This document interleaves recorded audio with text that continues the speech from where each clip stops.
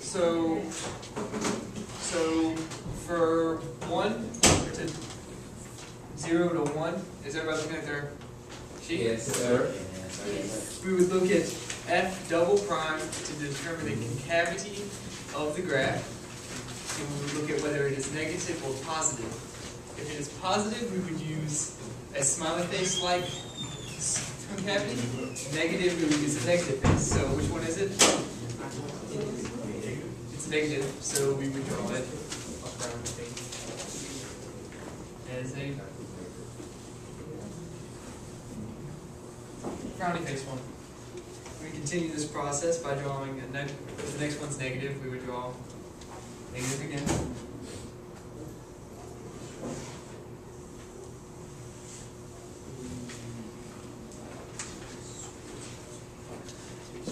Then we continue this one with 2 to 3 being positive and 3 to 4 also being positive. And since this is 0, f double prime is 0, we have to make a curve At 3, because that's where the 0 takes place. Then from 4 to 5, it's negative, so we draw a negative one, and at this point, it also has a change, so it's 0 for f double prime.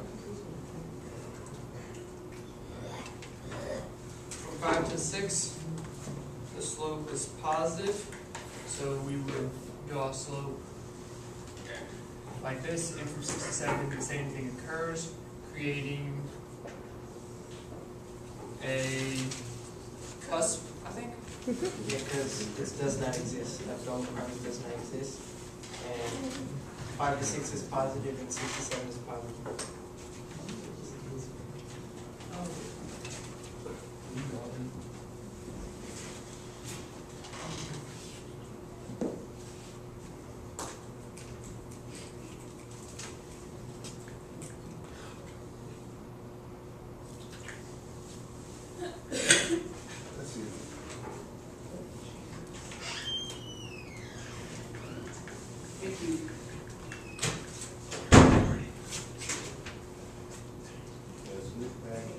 And from 7 to 8, it's negative. 7 to 9, it's negative, so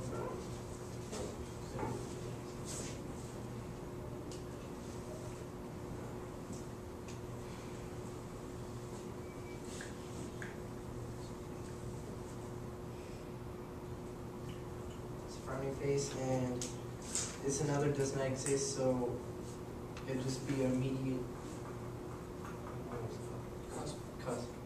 And from 9 to 10, it's negative, so another frown.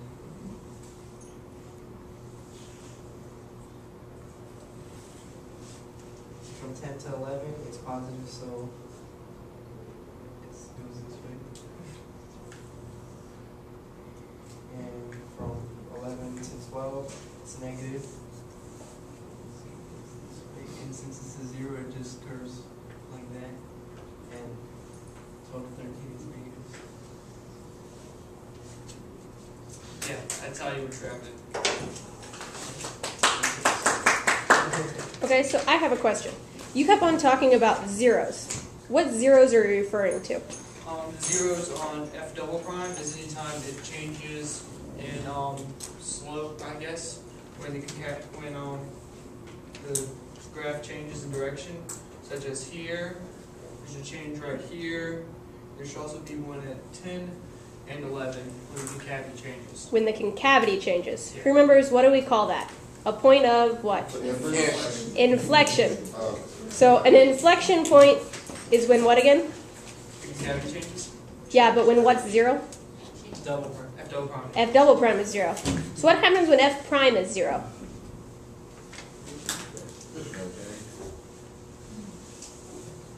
It's specific points on your graph. You've got them drawn up there. I just want to make sure we all see it. Oh, it's the local max. When it's the what? Local max Or min, right? Yeah. So where do you have some local maxes and mins? All right. Cool. So I believe, Keel, you said you had a story you wanted to tell. You got about 2 minutes if you would like. 2 minutes. 2 minutes to tell us your story. Christian, help me? No, you got this on your own. We're gonna do this. Okay? So let's hear your story. Alright, once upon a time, we had a starving ant, okay? This ant was searching far and wide for some food, so one day, he came across the Taj Mahal. He thought it would be promising. He seen the big pointy part of the building, he seen the big hills in front of the building, and he said there has to be food there. So, he started traveling up the side, alright? Then he got really exhausted. So he fell straight to the bottom, where this is the basement. Yes, Yeah, the basement. Okay, in the basement, he traveled along and he encountered an anteater. He was so frightened that he started running up the building, up, up, up, up, up, up. Then here, he took a what is it? Energy bar. yes. Because that's what he found in there. And that gave him a really big boost of energy, and he just shot straight up. Right here is where, what is it called? Yes, it wore off, and he crashed.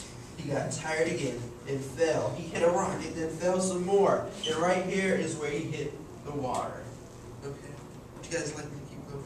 Yes. The ant was extremely afraid of water, okay? So he hopped out of the water, he ran up, he got tired, he took another energy bar, he doesn't learn this lesson. So he kept going, he ran up, and right here, he was completely satisfied, he found all his food, so he traveled down and went home. Great story. Round of applause.